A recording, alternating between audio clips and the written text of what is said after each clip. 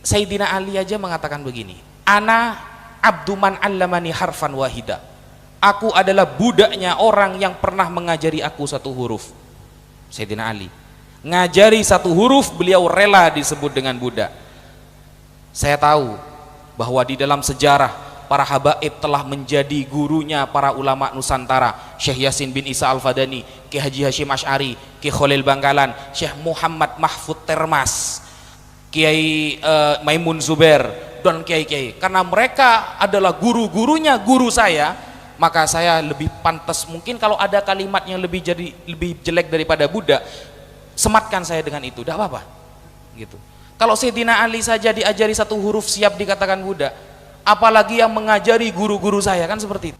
Bismillahirrahmanirrahim. Di sini Al-Fakir diberikan amanah untuk menyampaikan tentang bab nasab habaib. Sebenarnya Ustadz Ahmad salah ngundang saya ini. Saya tidak bisa ceramah Ustadz, kalau debat bisa. Coba ada musuhnya enak ini.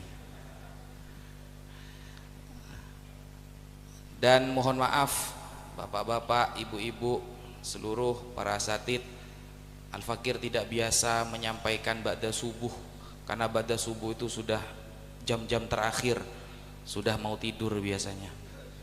Karena dari kemarin belum tidur sama sekali, dari kemarin siang takut ketiduran, barusan belum tidur. Jadi sholat tahajudnya ada ngambil sunnah tidur dulu, akhirnya langsung menggugurkan kewajiban saja. Dan di sini Al-Fakir kira insya Allah semuanya sudah faham tentang nasab habaib. Jadi bagi yang tidak percaya, tafadhol, bahwa habaib itu bukan keturunan Nabi, silahkan. Bagi yang percaya, alhamdulillah. Yang percaya berarti mengikuti pendapat para ulama. Yang tidak percaya mengikuti salah satu oknum orang Banten, gitu saja. Gak repot ya, karena kata para ulama at-ta'nu fil ansab, mencaci maki nasab orang lain itu bisa menyebabkan orang itu jatuh pada kekafiran.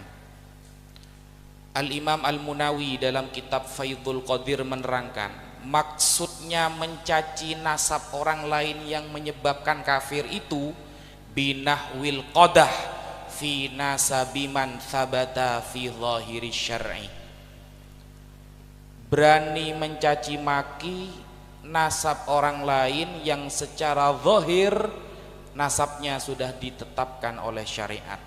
Kalau ini dilanggar bisa kafir. Percaya monggo, tidak percaya monggo. Kalau jenengan seumpama menemukan oknum habaib yang ilmunya kurang, yang akhlaknya kurang, tegur Pak, jangan takut, tegur. Kalau ada habaib itu berupa sesosok orang yang soleh, yang alim, ikuti. Kalau gak alim, gak soleh, gak usah diikuti, gak usah repot-repot gitu. Nanti tidak dapat syafaat. Rasulullah itu tahu Pak, syafaati lil kabair min ummati, syafaatku untuk pendosa besar dari kalangan umatku. Allah lebih tahu. Kalau ada habaib yang gak sopan, tegur. Ada habaib yang melakukan kesalahan, nasihati. Tapi kalau ada yang soleh, maka wajib diikuti. Begitu saja sebenarnya, simple. Nah, kenapa kita kok wajib meyakini bahwa habaib ini keturunan Nabi? Al-Fakir pribadi, saya pribadi Pak, setelah banyak membaca kitab-kitab nasab, sangat jarang ditemukan nasab yang lebih sahih daripada nasab Ba'alawi. Saya ulangi, setelah Al-Fakir membaca kitab-kitab nasab dari Umdatul Thalib, Al-Mu'aqibun, Ibnu Taqtaqi dan lain sebagainya, hampir sulit ditemukan nasab yang lebih sahih daripada nasab Ba'alawi. Ba'alawi ini sahihnya itu bil ijma'. Makanya istilah nasab itu ada 4 Pak. Pertama, sahihun nasab. Apa artinya sahihun nasab? Nasabnya sahih, Definisinya adalah wa huwallazi tsabata nasabuhu indan nasabah bisyahadati wa qubila binuskhatil asli bi ijma'il masyayikhin nasabin wal ulama'il masyhurin bil amanati was salahi wal fadl wa kamalin lil akli wa taharatil maulid. Itu definisi nasab yang sahih. Adalah orang yang nasabnya sudah terkonfirmasi oleh ulama nasab dengan saksi nyata. Saksinya harus tahu ilmu nasab juga, dan menggunakan nuskhatul asli, salinan yang asli yang disepakati, wa nussa alaihi bi ijma'il masyayikhin nasabin, dan salinan ini, catatan ini disepakati oleh para ulama nasab. Nasabah, bukan nasabah BRI BNI ini Pak ya, nasabah ahli nasab artinya ya, takut sampean pikirannya angsuran soalnya biasanya Pak ya. Allahu Akbar, aduh besok jatuh tempo kan gitu kalau kita kan ya. Ini bukan, nasabah bermakna ahli nasab ya. Wal ulama'il masyhurin, bukan hanya ulama ahli nasab tapi juga diakui oleh ulama yang masyhur bil amanati, dengan amanahnya, wassolahi dan kesolehannya, wal fadli dan keutamaannya, wa kamalil akli dan kesempurnaan ilmunya, wa taharatil maulid dan suci lahiriahnya. Ini nasab Ba'alawi. Di bawahnya sedikit ada yang namanya makbulun nasab, nasab yang masih diterima. Apa itu? Ma thabata nasabuhu inda ba'din nasabin wa ankarahu akhar fasara makbulan min jihati syahidaini adlaini. Kalau ada perbedaan pendapat antara ulama nasab A dan B, yang A mencetuskan ini sahih, yang B mengingkari, kalau ada perbedaan namanya makbulun nasab, nasabnya masih diterima. Ini di bawahnya sahih, dan ini bisa terkonfirmasi min jihati syahidaini adlaini, harus ada dua saksi yang faham nasab. Nah, di bawahnya sedikit ada yang bernama masyhurun nasab, nasab yang masyhur. Siapa mereka? Yaitu manishtahara bisiyadati walam yu'raf nasabuhu, orang yang masyhur sudah dikatakan sayyid tetapi nasabnya tidak diketahui. Ini namanya masyhurun nasab ya. Masyhurun indal ammah majhulun fi ilmin nasab.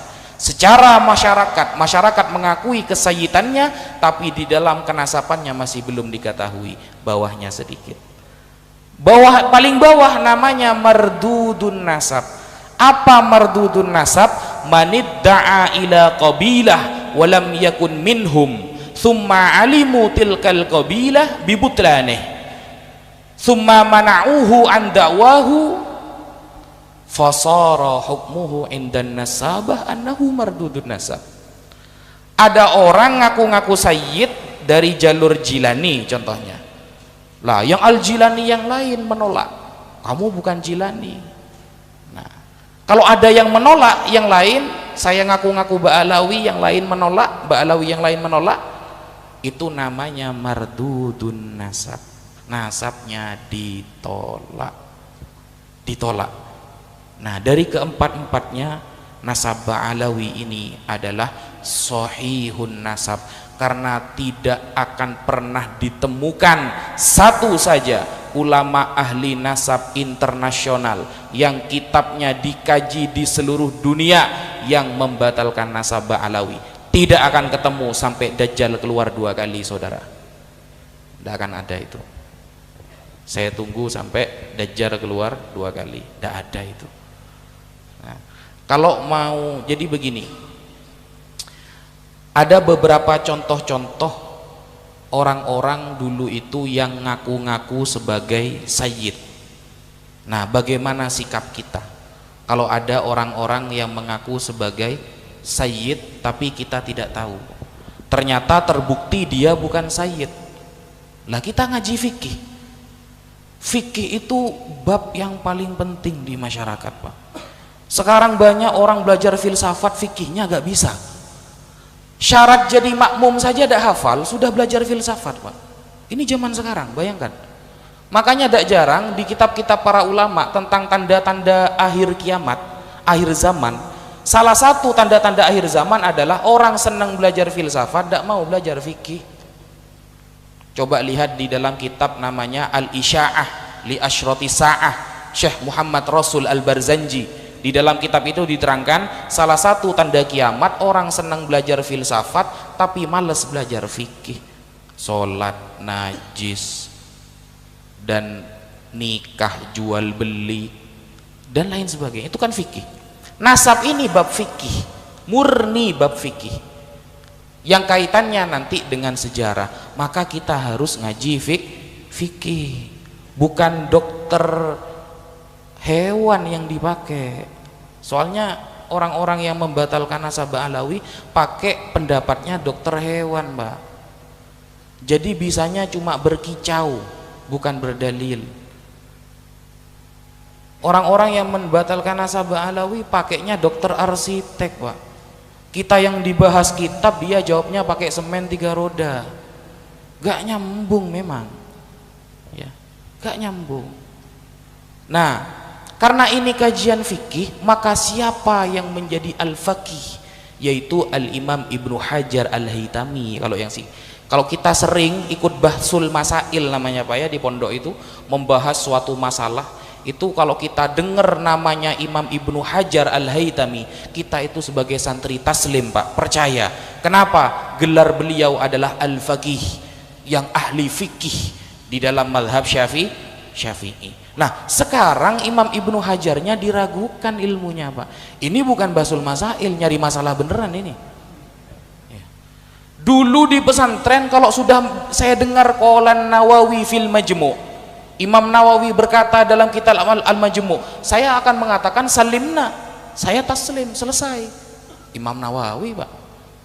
Sekarang Imam Nawawinya yang dikritik, Pak. Ikan ruwet kan ya. Bisa jadi Imam Ibnu Hajar tidak teliti tentang nasab. Kalau Imam Ibnu Hajar aja bisa jadi, apalagi dia gitu loh. Bayangkan, ketika Imam Ibnu Hajar menulis qala as-sayyid Abu Bakar al-Idrus al-Adni, nah, secara jelas dalam kitab sahabatnya itu Abu Bakar al-Idrus ini margaba ala Alawi. Wow, bisa jadi Imam Ibnu Hajar ini orangnya kurang teliti karena beliau lebih fokus ke masalah sholat, tidak fokus masalah nasab. Kalau Imam Ibnu Hajar saja tidak fokus, apalagi dia, Pak. Ini Ibnu Hajar beneran yang mengkritik ini, anaknya batu ini berarti. Ya. Ini ulama tingkat nasional sekarang sudah mulai dikritik, Pak, gitu. Makanya betul kata Rasulullah itu bahwa salah satu tanda kiamat itu hilangnya ilmu, dan hilangnya ilmu dengan wafatnya para ulama. Yakbitul ilmah biqabdil ulama hatta idza lam yubqi aliman, kalau sudah di dunia ini enggak ada orang alim, ittakhadhan nasu ru'usan juhala, orang masyarakat akan mengangkat orang-orang bodoh menjadi kiai, mengangkat orang bodoh menjadi ustad.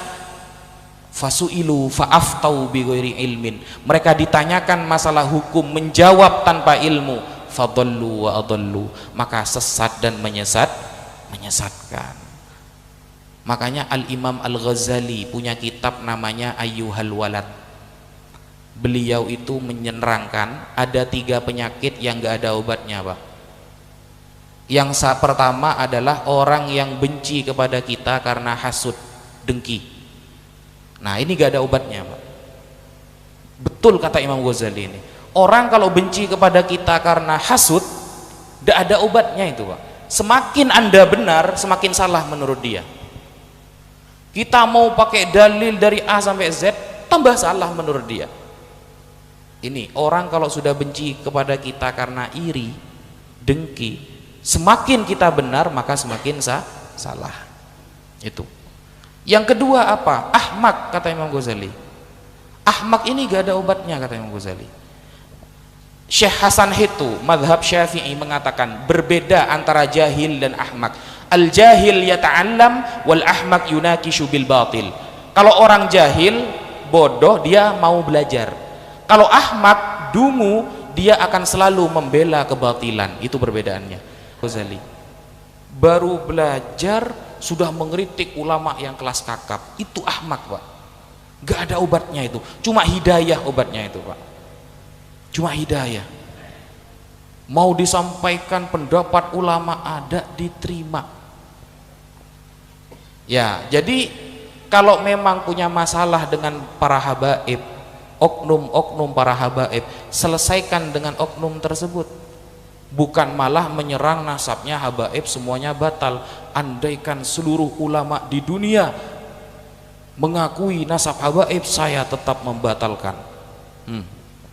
Ibnu Sarman ini kata saya. Ya. Seluruh umat dunia. Saya ingat waktu baca Sulam Taufik itu ya. Tahu kitab Sulam Taufik, Pak? Kecil, Pak, gitu.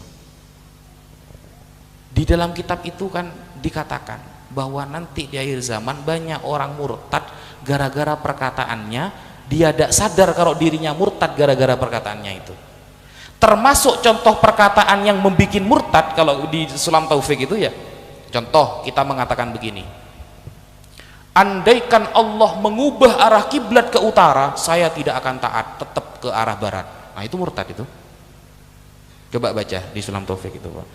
Andaikan Allah takdirkan besok kiblat diubah ke arah sana, saya tidak akan ikut, saya tetap ke barat. Nah, itu tidak boleh seperti itu, Pak.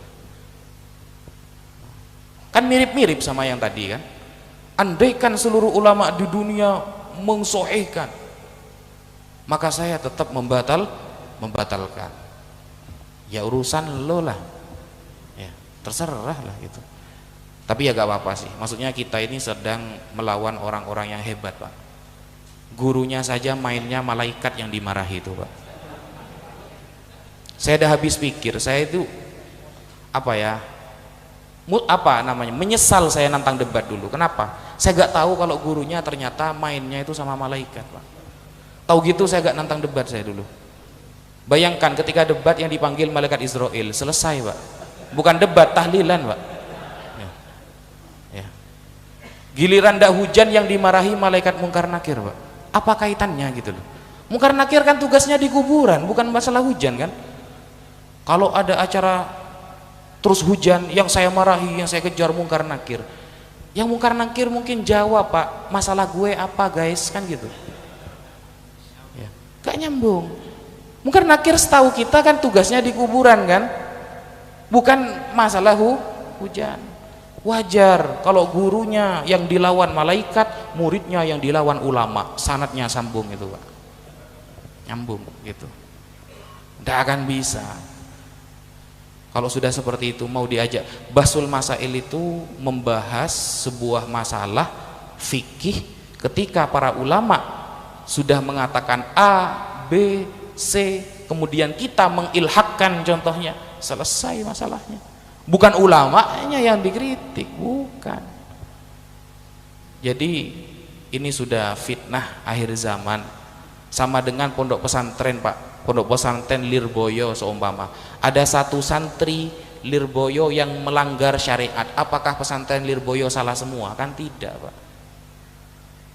Ada jamaah Masjid Al-Mukhlisin, ada satu yang pernah melanggar syariat, apakah semua jamaah di sini berarti ahli maksiat? Kan tidak. Kalau ada satu dua oknum habib yang mungkin kurang belajar sehingga pendapatnya sering salah, apakah berarti seluruh habaib di dunia salah? Kan tidak gitu konsepnya, Pak, gitu. Dan memang harus kita akui, sebagian habaib yang ceramah banyak yang ngawur itu, iya memang. Tidak akan saya bela kalau ngawur. Siapa yang mau bela kalau ngawur, Pak? Gitu. Yang salah secara fikih banyak, yang mudah-mudah biasanya. Mungkin jadwal ceramahnya lebih banyak daripada jadwal belajarnya gitu, sehingga hukum itu bahaya loh, Pak, bahaya. Saya beberapa kali menjawab tidak tahu kalau ditanyakan itu. Bukan apa, Pak, takut saya.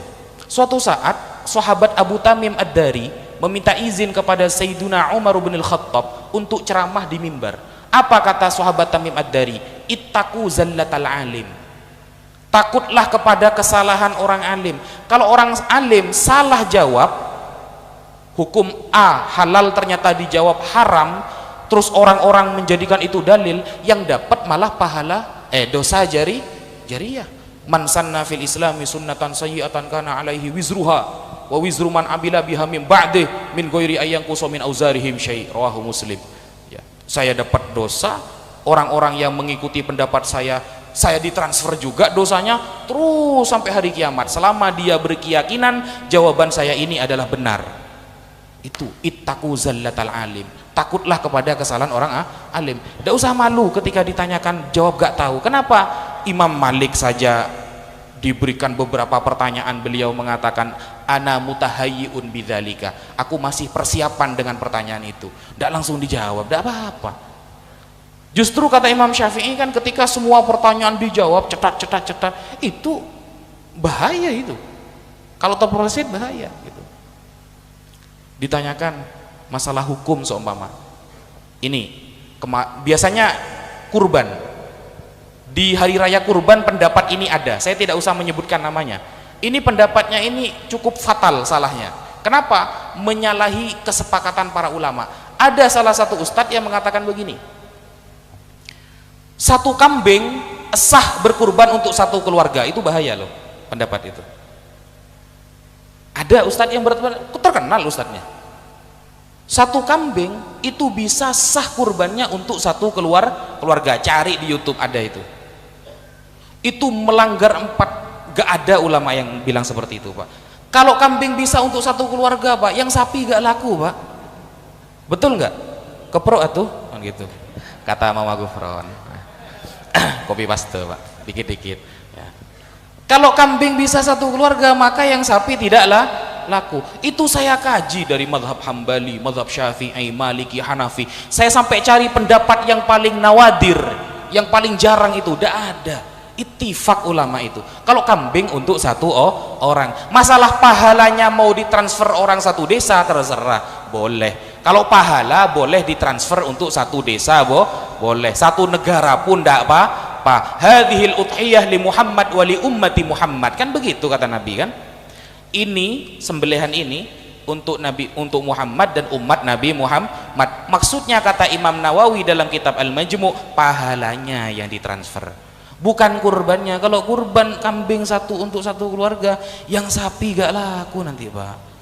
Kasihan yang jualan sapi itu, Pak, gitu. Nah, ada ustadz yang berpendapat seperti itu. Fatal itu sebenarnya, gitu. Nah, kan susah kan ternyata ngaji fikih itu susah, Pak.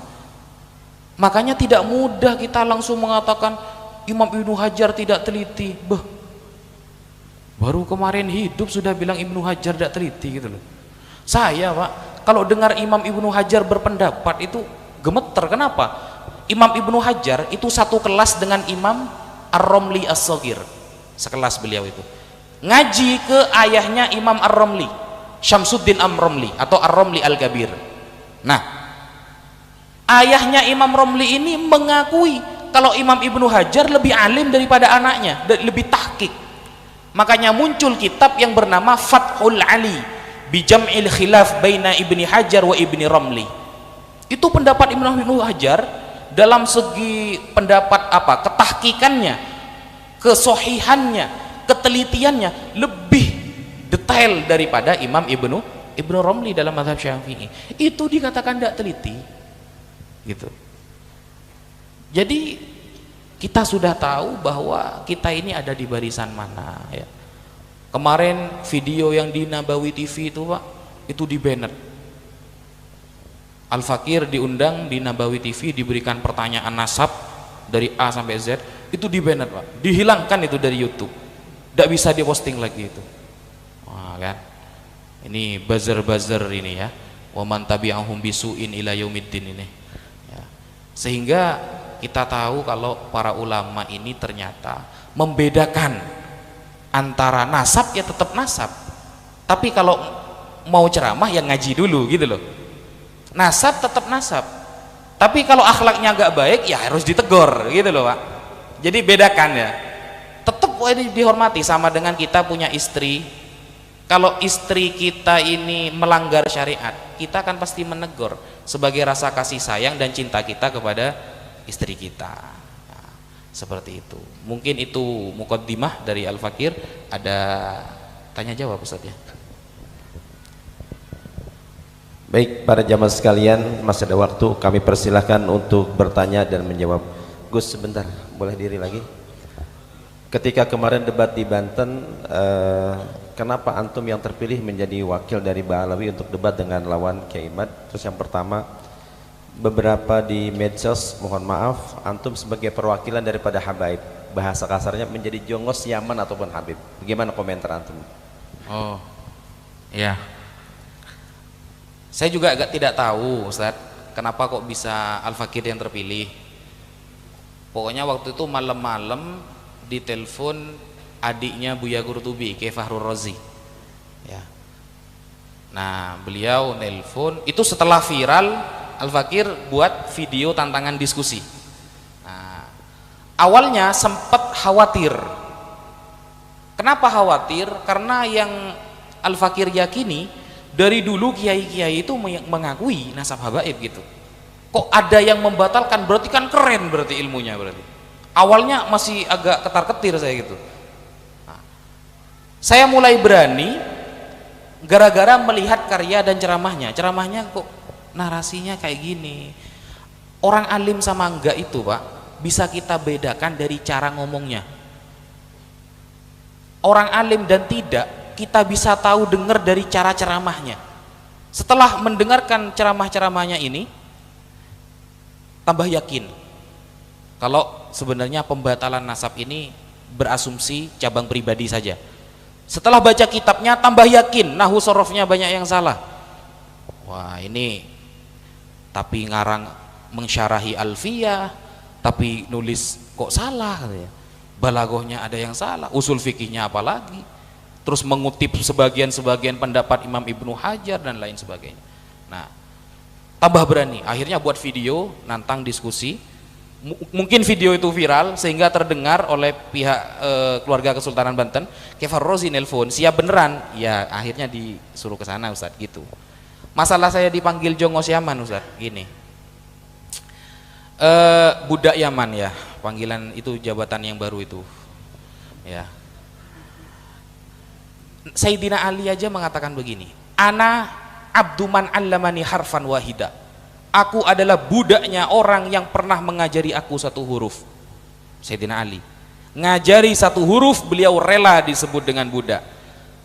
Saya tahu bahwa di dalam sejarah para habaib telah menjadi gurunya para ulama Nusantara, Syekh Yasin bin Isa Al-Fadani, Ki Haji Hashim Asy'ari, Ki Khalil Bangkalan, Syekh Muhammad Mahfud Termas, Kiai Maimun Zubair dan kiai-kiai. Karena mereka adalah guru-gurunya guru saya, maka saya lebih pantas. Mungkin kalau ada kalimat yang lebih jelek daripada budak, sematkan saya dengan itu, tidak apa-apa gitu. Kalau Sayyidina Ali saja diajari satu huruf siap dikatakan budak, apalagi yang mengajari guru-guru saya, kan seperti itu. Itu yang pertama. Yang kedua, Imam Syafi'i saja rela disebut Syiah.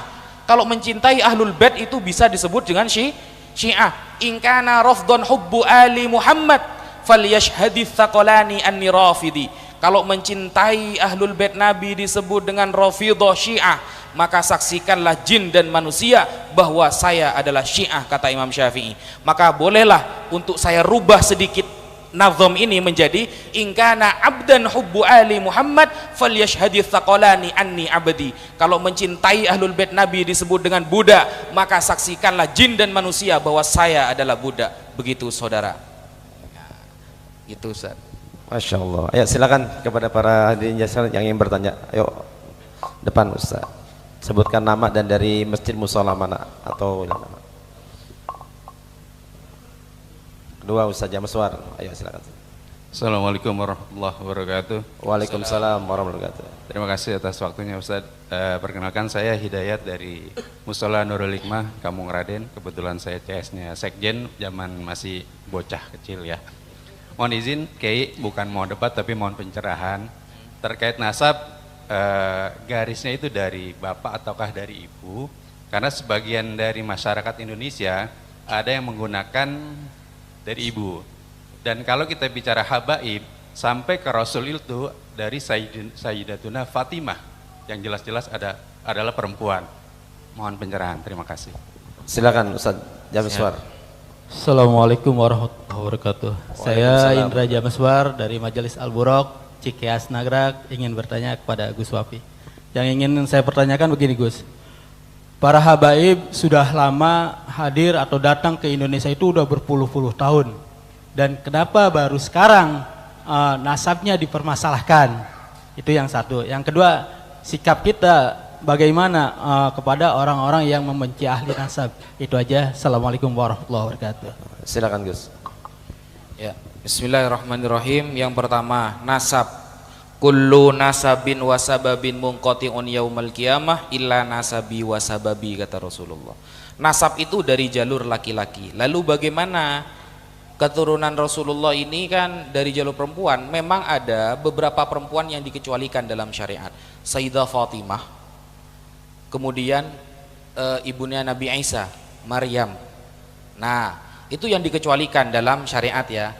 Tetapi hakikatnya yang perempuan ya juga cucu Nabi. Hakikatnya ya. Ini kan kita belajar ilmu nasab kan.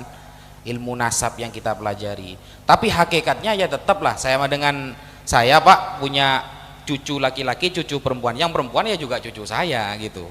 Ya. Tapi secara ilmu syariat, dan ini tradisi ini bukan dari Islam saja, sudah dari tradisi Semitik dulu. Makanya Nabi Yakub alaihi salam punya anak 13. Satu ini perempuan, jarang disebutkan ini, namanya Dinah. Ya, Dinah, satu perempuan. Yang lain laki-laki semua. Ruben, Binyamin, Yusuf, Yehuda, Lewi dan lain sebagainya. Nah, jadi yang sambung yang disebut dengan Bani Israel yang laki-laki, yang Dinah ini enggak disebut. Jadi bukan tradisi mulai sejak Islam, sudah dari dulu yang namanya nasab itu ya dari jalur laki-laki. Lalu ada orang yang mengatakan begini, tidak boleh menikah dengan syarifah seumpama. Begini. Itu kan kajian fikih sebenarnya. Kalau mau jujur ulama khilaf. Tetapi begini, kenapa Ba'alawi ini dikatakan as-sahhun nasab? Karena Ba'alawi dari dulu ketat memang. Mereka benar-benar menjaga kalau syarifahnya tidak boleh nikah dengan selain yang sama-sama habaib. Itu makanya mereka disebut as-sahhun nasab, benar-benar dijaga keturunannya begitu. Itu salah satu alasannya. Yang kedua, kalau saya pribadi menganggap istri-istri Rasul dan putri-putri Rasulullah dan cucu-cucunya yang perempuan itu saya anggap ummahatul mukminin, ibunya orang-orang beriman. Itu saya. Jenengan punya dalil lain tidak apa-apa. Mereka adalah ummahatul mukminin, ibunya orang-orang beriman. Masa saya harus menikah dengan ibu saya? Kan tidak, kan seperti itu. Nah, itu. Tapi kalau secara fikih ya khilaf. Secara fikih khilaf. Jadi ada orang, nah sekarang ini orang pembatal nasab ini karena dari jalur ayah tidak ngena, mereka pakai jalur ibu.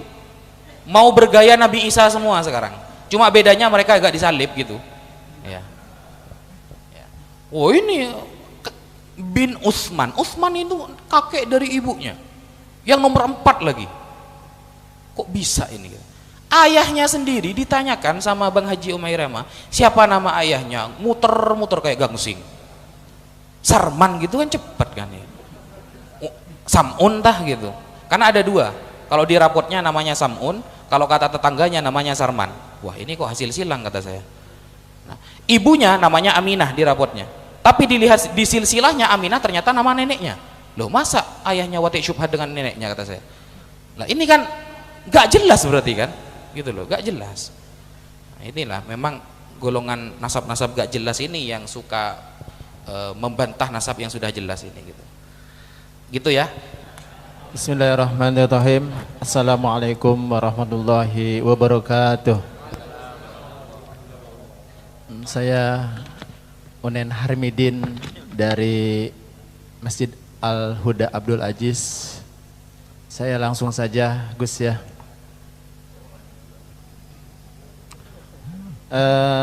Kalau kita melihat keilmuan seseorang, kita bisa melihat dari debatnya. Wah iya, dia ilmunya banyak nih. Kalau kita lihat keilmuan seorang penceramah, kita bisa lihat cirinya. Wah, ceramahnya kayaknya ilmunya kurang nih. Kita kan tahu ya cirinya itu ya, dari dua itu. Nah, tapi saya bingungnya melihat ciri Habib itu. Wah, dia Habib bener nih, atau Habib bohongan. Itu bagaimana, Gus? Bisa nggak kita melihat bagaimana ciri dari Habib itu? Sekian. Assalamualaikum warahmatullahi wabarakatuh. Waalaikumsalam warahmatullahi taala wabarakatuh. Ya, tidak bisa memang. Apalagi kalau datang ke Pontianak, wajah habaib kayak orang Jawa semua. Rata-rata Al-Qadri lagi kalau di Pontianak itu. Jadi memang harus tanya dulu sih ya, tanya dulu apa Habib apa bukan, marganya apa. Kalau memang iya dan kita curiga karena melakukan keonaran seumpama, laporkan ke Robito Alawiyah, selesai sebenarnya. Pasti akan ditindak tegas itu. Siapapun Habibnya pasti dapat teguran nanti.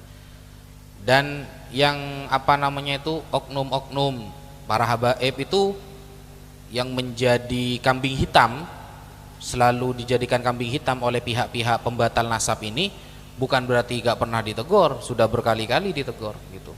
Tapi memang ada yang mendengarkan teguran itu, ada yang tidak, ada yang taat dan ada yang tidak, seperti itu.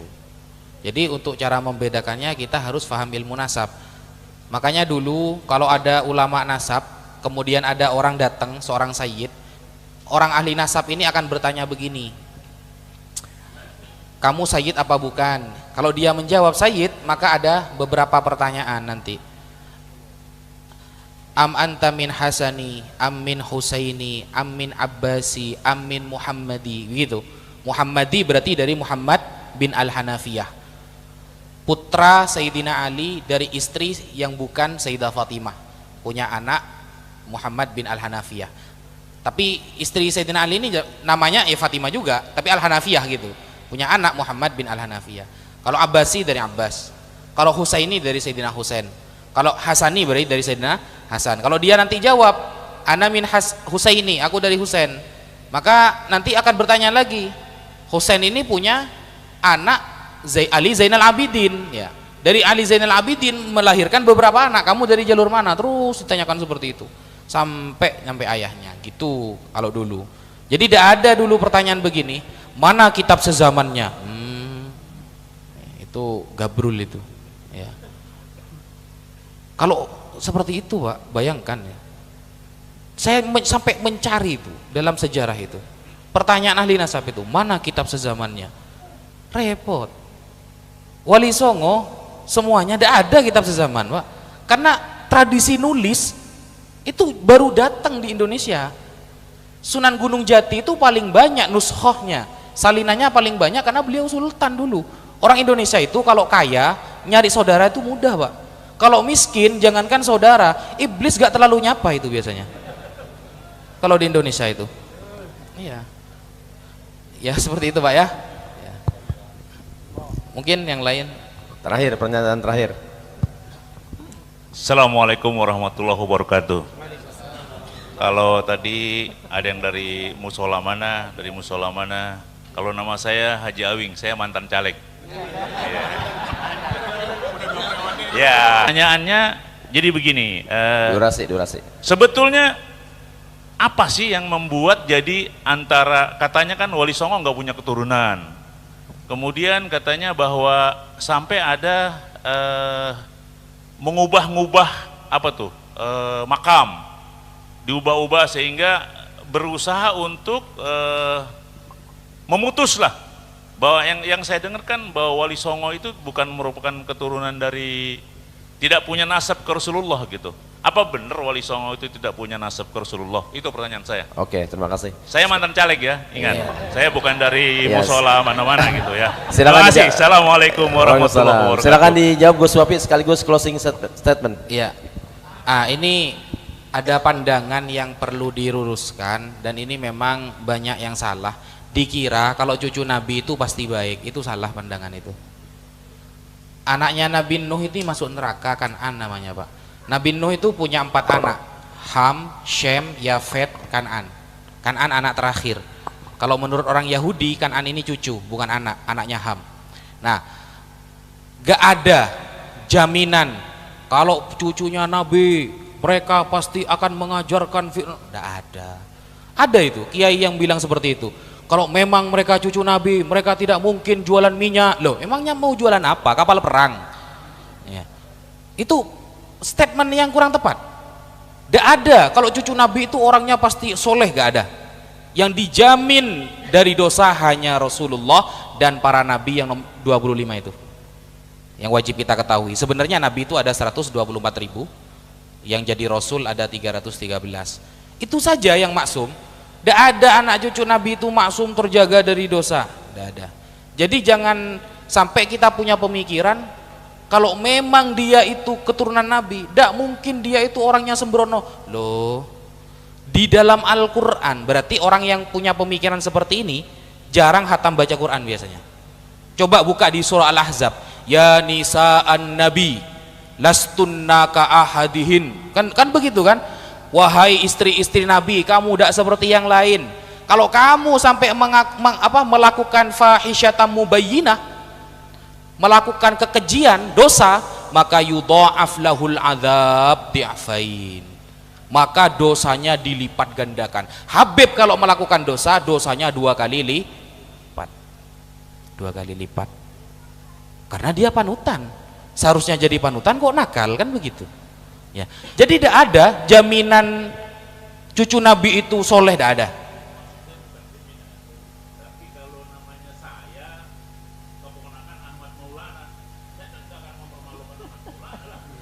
Tidak bisa Pak, tidak bisa memang.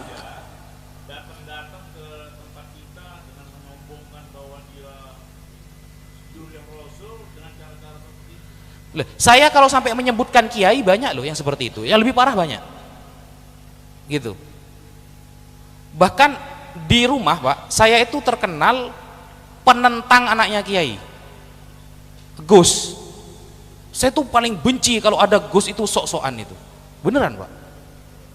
Ada Gus biasanya ya naik king Pak. Tahu king? Suaranya king ini kan bisa bangunin orang sahur Pak. Ya. Itu saya benci ketika ada orang bilang begini, oh itu anaknya kiai nanti akan jadi kiai juga itu meskipun nakal. Kata siapa? Mana dalilnya itu? Kalau anaknya kiai nakal nanti jadi kiai juga, itu dari mana dalilnya? Kadang kita difanatikkan sesuatu yang seperti itu. Ya. Yang menghormati gak salah kan, sudah menghormati kan, kita kan gak salah kan, menghormati soalnya.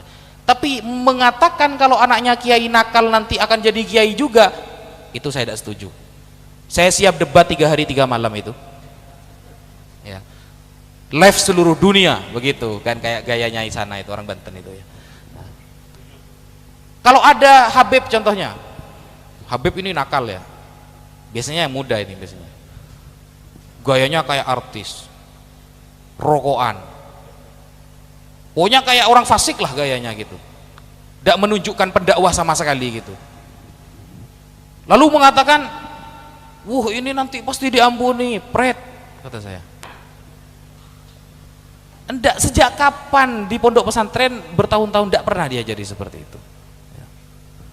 Kita cuma menghormati, kalau salah ditegur, beb, antum 2 kali lipat beb dosanya beb kalau melakukan salah beb.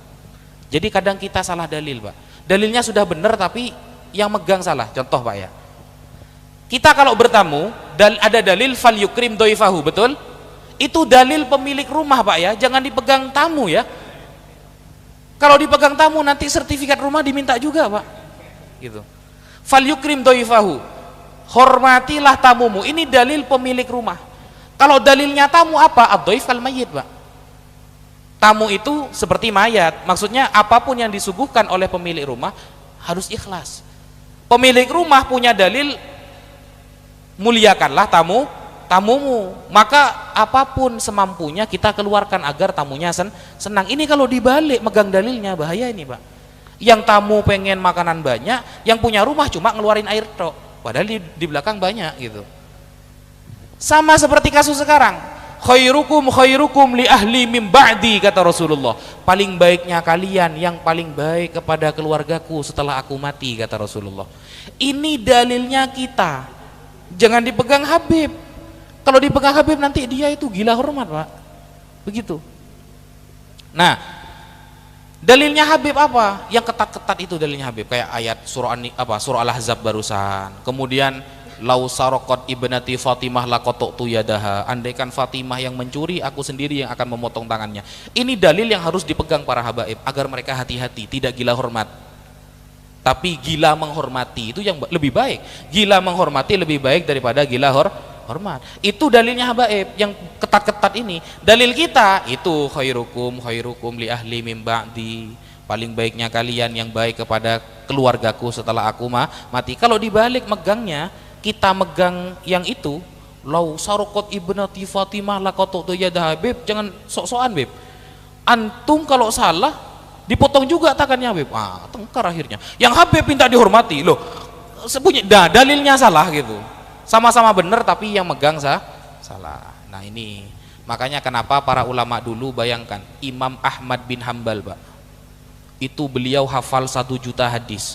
Sekarang para pembatal nasab ini, Arba'in Nawawi pun tidak hafal mereka. Ini Imam Ahmad terkenal hafal 1 juta hadis, pendiri madhab Hambali. Beliau suatu saat sholat di masjid, kelihatan ada sayyid kecil mau keluar dari masjid, beliau tidak berani, mundur. Lalu Habib yang kecil ini bilang, ya Syekh, antum duluan yang keluar. Imam Ahmad tidak mau, Pak. Monggo sayyid, antum dulu. Itu hafal 1 juta hadis, Pak. Jangan tanya hadis kalau sama beliau. Pendiri madhab Hambali. Monggo sayyid. Akhirnya sayyid itu keluar duluan ke pintu. Lalu apa kata Imam Ahmad? Dia adalah ahlul bait Rasulullah, wajib bagi kita menghormati dia. Cerita ini ditulis sahih oleh murid-muridnya Imam Ahmad yang bernama Imam Ibnul Muflih Al-Maqdisi dalam kitabnya Al-Adabus Syar'iyyah wal Minahul Mar'iyah. Bayangkan Imam Ahmad, Pak. Jangan tanya hadis sama kitab kalau beliau, Pak. Ketihatan sayyid kecil lewat, minggir beliau. Mau nanya dalil kalau sama Imam Ahmad. Ya. Seperti itu. Closing statement dari Al-Fakir, mari kita bersama-sama, khususnya nasihat kepada saya pribadi, kalau ada pengajian kayak tadi di masjid, baca kitab itu, ikut, Pak. Rasulullah itu sampai bilang, andaikan kamu tahu pahala ngaji, kamu akan ngesot meskipun ratusan kilo itu. Andaikan pahala ngaji itu ditampakkan, kamu akan ngesot meskipun jaraknya jauh. Makanya kalau ada pengajian kitab, datang. Karena salah satu tanda kiamat adalah hilangnya ilmu di dunia. Makanya ketika Rasulullah keluar dari dalam beliau, keluar dari rumah beliau, ada 2 golongan sahabat, satu zikir bersama, satu ngaji bersama. Rasulullah milih yang ngaji bersama. Kata Rasulullah, innama bu'ithtu mu'alliman. Aku diutus untuk menjadi seorang pengajar. Maka ayo bersama-sama semangat belajar, ikuti para ulama, karena kata Rasulullah, inna ummati lan tajtami ala dhalalah. Umatku tidak akan pernah bersepakat kepada kesesatan. Mustahil Islam itu akan sesat 50% gitu, enggak. Wa yadullahi alal jamaah. Pertolongan Allah ada pada grup yang mayoritas ulama. Mungkin itu dulu yang bisa Al-Fakir sampaikan. Kalau ada kebenaran datang dari Allah, kalau ada kesalahan itu kekurangan Al-Fakir pribadi. Wassalamualaikum